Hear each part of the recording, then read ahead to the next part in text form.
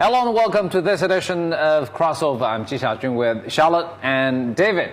And Hello. The good news today is Disney is coming to Chinese mainland because we've already had one in Hong Kong, but this time in Shanghai. Yep, and they've just started construction, right? Phase Exactly. one of According construction. to the news story, the contract was signed in November 2010 and the construction has already started on the 7th of March 2011 with a total investment of Phase 1 project for the Disneyland in Shanghai is 24.5 billion RMB. Which for our renminbi illiterate audience is about $3.5 billion. Wow. It's still a lot of money. That's a lot for phase one only. And remember, RMB is still appreciating, so it might change. That's right. They That's change, right. That's right. Well, Disneyland is a big place. Where do they find that much land in China? I mean, my impression Especially in is... Shanghai, right? Well, And China is a big country, so they have solved that, whereabout problem. I'm sure they're going to move some people away, but it won't be that complicated because it's not very much at the center. It's very much away, actually, from the too city close. town. Right. Yeah.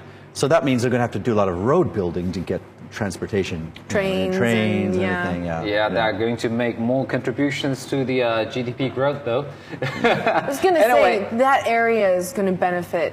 I mean, can you benefit from having a theme park next door? But I mean, in just stores and hotels. I mean, the whole economic growth of that area is just going to skyrocket. It has already paid off. I mean, it's just an announcement of the news. It's a story that the construction has already started and that has already paid off to the development of the real estate industry. Just 1.5 hours after the announcement of the news, there is a huge piece of land under auction. The final price is nearly 1.2 billion RMB for an area of nearly 56.5 thousand square meters, and which is 264% higher than the original price. Right. So just property values. 1.5 hours. 1.5 hours. Property values will explode. The person, she should have waited. Maybe it would have gone up even but the higher. Thing is, you should know, and when do you know that the announcement will be made concerning that project? We never know. That's true. It'll go up even more. Don't I'm worry. sure. But have you been to Disneyland before? No. To tell the truth, no. Charlotte? Yes. When I was 7. What? So what is it like? It was fun. It was, I actually remember it quite well. We stopped off in California and went to Disneyland on our way to China when we first came to China. And as a kid, at 7, I knew about Mickey Mouse and, Disneyland, and I was really excited to go. And there are rides, and, it's a total experience. It's not just an amusement park or anything like that. It really is sort of a 360-degree experience. Yeah, but I don't know, because I don't know about you, but to be in a theme park, basically, it's all the same. I mean, it's all about the rides, maybe about food. Well, maybe you've got some Mickey Mouses in there, but I think what sets the Disney group apart from a lot of theme parks that you see around the world is just how much has gone into it. And also, it's not just a theme park. You've got Disney movies, Disney cartoons, there's so much Disney out there. And that all builds to make their Disney theme parks more of an experience.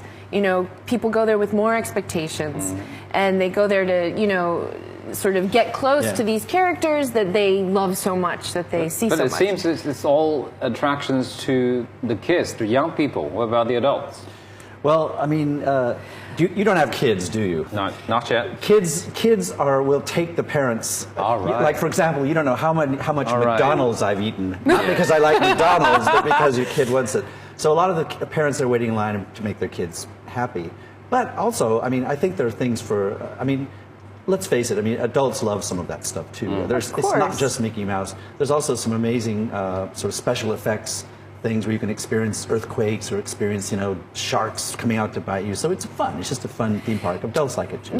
My dad was in California in January with a group of students from China. He took a group of students over, and they went to Disneyland.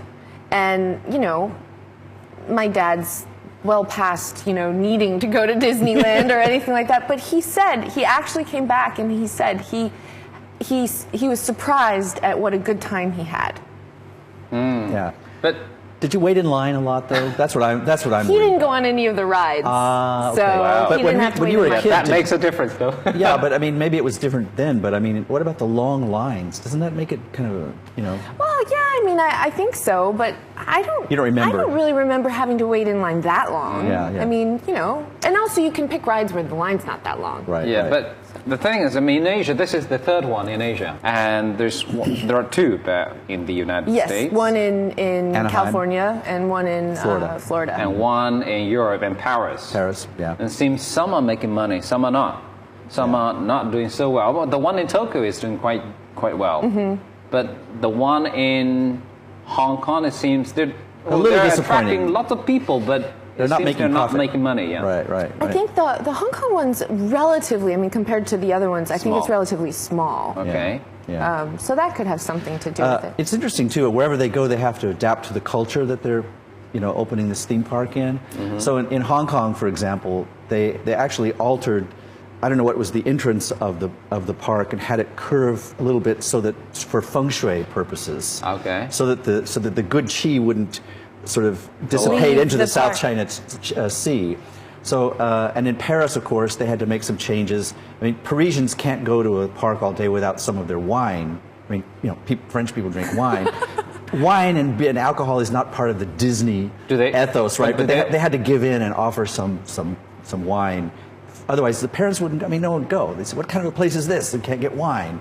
So, I mean, there are all kinds of things where they have to adapt to the local culture. So, I'm wondering what they're going to do in Shanghai to adapt to the with the PRC dumplings, culture. with the dumplings. You don't know. Yeah. No, but I mean, That's a good things like smoking. I don't know. I mean, there's more lax here. I don't know how they're going to adapt to it. Maybe feng shui. Definitely feng shui. They'll have to take that into account. Right. Because people say, "What? You can't have this blocking the mountain. That's bad luck." Well, it's all open area actually in Shanghai. Shanghai is not very much a mountainous area. But what I'm thinking about is, you've already had two in Asia and you're building another one. We know China is a huge country, but these days we are now going to Hong Kong, which is not that far, though not that convenient for us to travel to Hong Kong. But when you have one in Hong Kong and you build another one in Shanghai, is it good news to the one in Hong Kong? Probably not. Probably not, yeah. Because Hong Kongers can come to the mainland a lot easier. And so a lot of them may opt to just go there. Or instead of making a return trip to the Hong Kong one, they might end up going to the Shanghai one. But at the same time, though, people go to Hong Kong for all kinds of reasons. And so, they still might go just because they're there. But I think Shanghai Disney is going to be very successful. Well, we don't know. Actually, they have high expectations about the future development of the Disneyland and also about the related industries in Shanghai. So we'll talk about that after a short break. You're watching Crossover. We'll be right back. And welcome back to Crossover. We've been talking about the Disneyland, the new Disneyland being built in Shanghai with a total investment of 24.5 billion RMB for only phase 1 of this project, and the construction has already started on March the 7th in 2011. The Disney project in Shanghai has been talked about for many years. It's on a debate for many years. Actually, even before the Hong Kong project, they argued whether it should be in Hong Kong or in Shanghai. Yeah. It turned out to be both, actually. One in Hong Kong and one in Shanghai. It seems that solves the problem. But the arguments are still there. One aspect of the argument is about, what are we going to gain out of a project like that?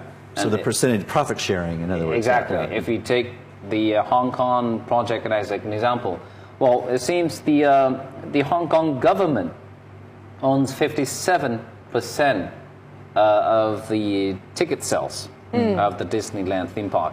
And while the Disney company has 43%, it seems in that way, because all the merchandise products sold in the theme park will be Disney. Right. So it seems people are not happy with that arrangement, and it seems similar arrangement is made for the Shanghai. For Shanghai. The same percentage, or The same, well, roughly the same. same. The same percentage. Now, when you said people aren't happy with that, is it that Disney's not happy, or Obviously, people in Shanghai are not so happy they about think it. they should get more. Is that right? They're worried about the future of the Disneyland, whether they're going to make money, and if they're not going to make profit, and what is the point to have a huge investment of 24.5 billion? That's a good question, because I think there's a different culture, I think, in China, say, as opposed to the States, with going to theme parks and buying things in the theme park store. In the States, I feel we'll go to aquariums or Disneyland or Universal Studios, and before you leave, you have to go buy something. Whereas it seems to me, anyway, in China, oftentimes, it doesn't necessarily have to come from the Disney store. If you can get it outside the park and it's with a cheaper price, it's less expensive.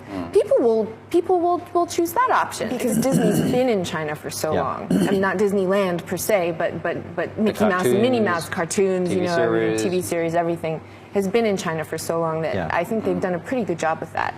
But of course, they're calculating long term, Disney. They know that this is not just a theme park. Actually, it does increase sales, interest in the movie, interest in the characters, sales of these things online. China's online now in a massive way, so Disney is too. So you're talking about credit card, you're talking about purchases all across the spectrum. So they don't even need to make that much of a profit with the Disneyland itself in order to reap lots of profits in this big market in China. And the timing is probably right because the Chinese population incomes are rising. You've got people with only one child and lots of disposable income now.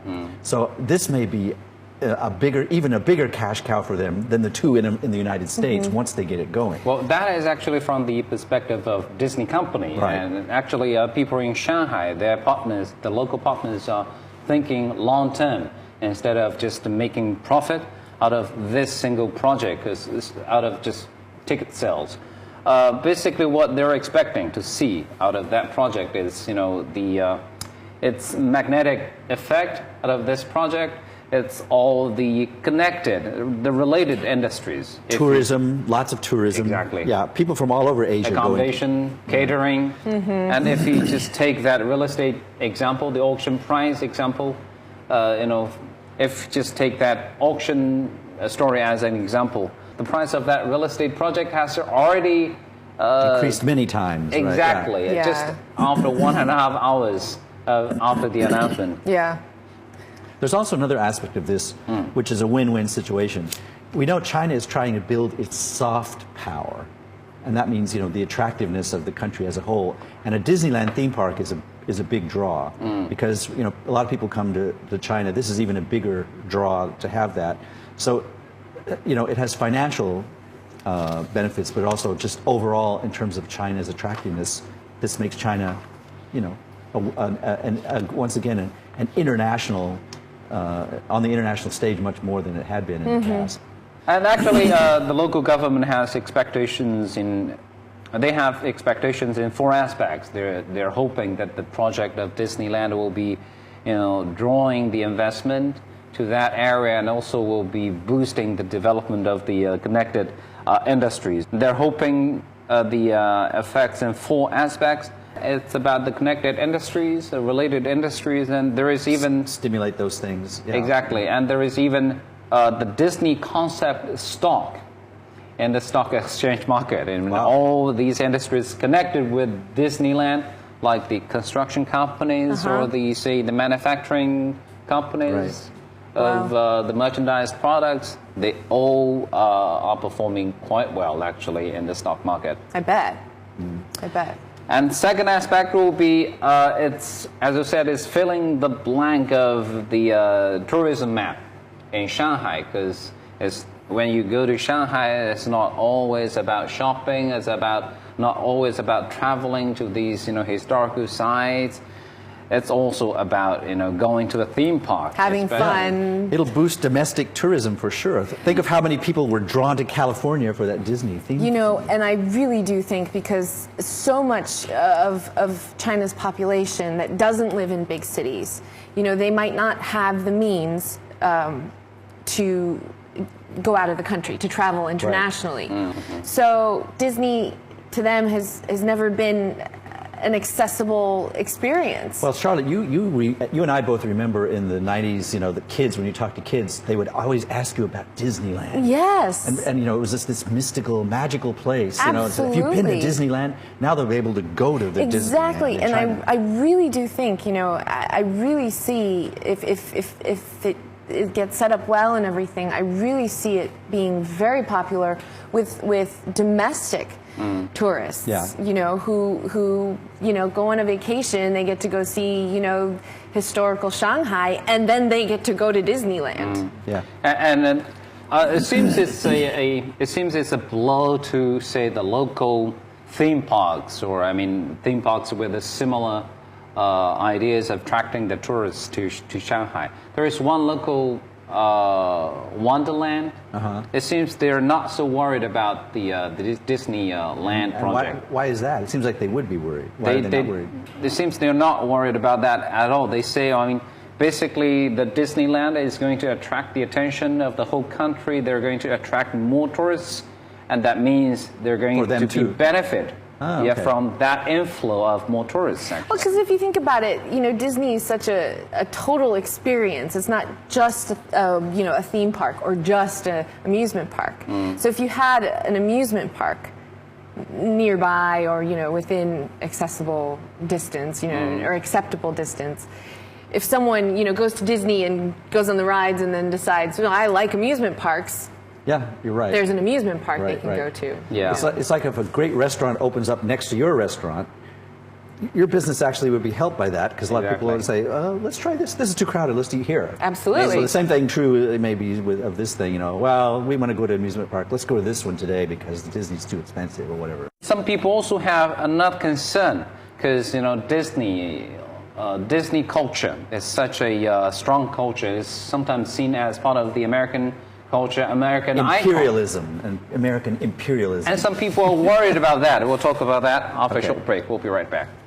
And welcome back to Crossover. We've been talking about this Disney project, Disneyland, to be being constructed actually in Shanghai already, and talking about all these benefits, of this new Disneyland project. There are also some concerns about this project, especially from the cultural perspective. All this Mickey Mouse and Donald Duck, they're fun and they're huge attractions to the children. But at the same time, some scholars are worried about the cultural side, cultural influence. Say, these are foreign cultural icons, and when you put so much effort in developing Disneyland, that means you're helping the development of the foreign culture. Yeah. At the same time, you should put more emphasis on developing your own culture. Right. This debate came up with the Paris or the France Disneyland, which is a lot of the Parisian intellectuals or just commentators said this is more cultural imperialism. You're pushing your culture on us. They were very proud of their culture.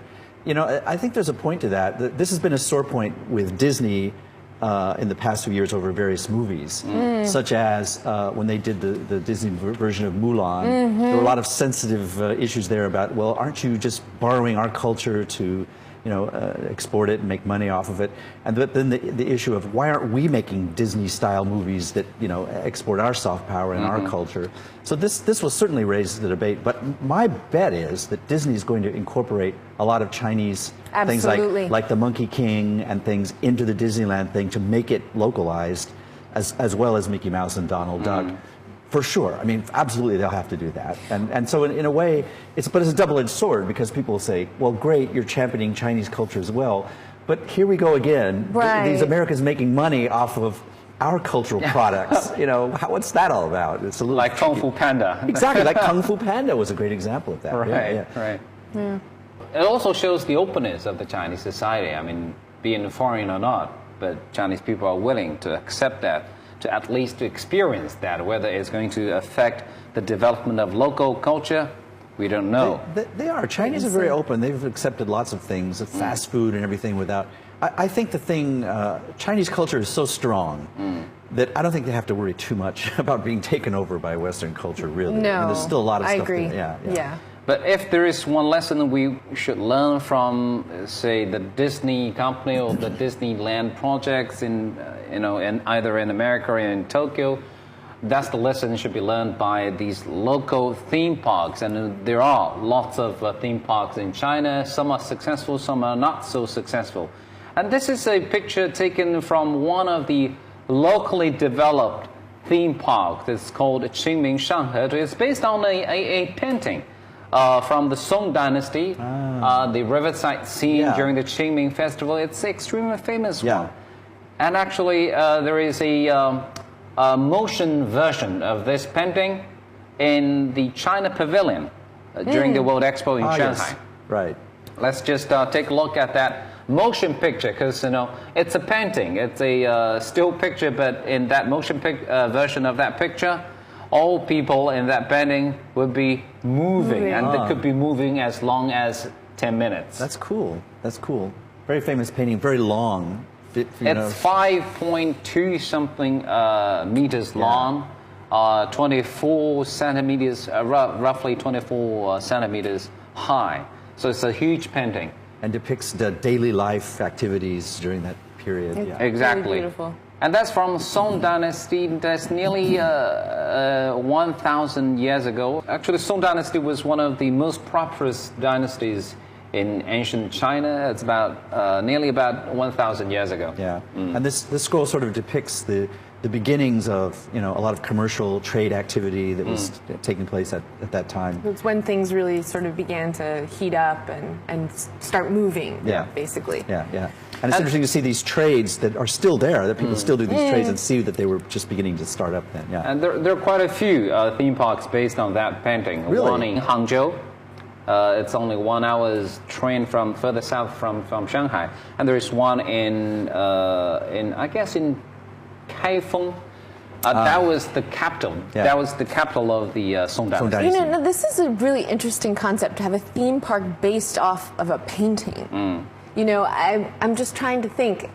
I went to a theme park as a kid. I grew up in the northeast of the U.S., and Sturbridge Village in Massachusetts depicts. It's a theme park depicting what life was like for the early settlers that came over from Europe to the United States. But that's more of a concept. This is a painting. Yeah. So what are these? I haven't been to any of these theme parks, but what are they like? I mean, what would someone expect if they were to go? It's very much a direct borrow from the painting, because the benefit of the painting is basically it depicts vividly what people are doing. So what they do basically is they borrow what they could see on the painting to a real life, to that theme park. So you would see all these people doing trades. You would even see a wedding, a traditional wedding. You would see people trying to find a husband for their daughter. So all these ceremonies would be, it was depicted in that painting, and it will be realized actually in that theme park. In the theme park. So they employ actors and performers. Exactly. So basically, as you said, it's an experience. It's a one-day experience. Put yourself in Song Dynasty. Imagine you were in Song Dynasty 1,000 years ago. Actually, the Disney idea is not too different from that. You go to a Western town, you get to dress up like a cowboy, or and then you go to some other place where you're in a rainforest or something.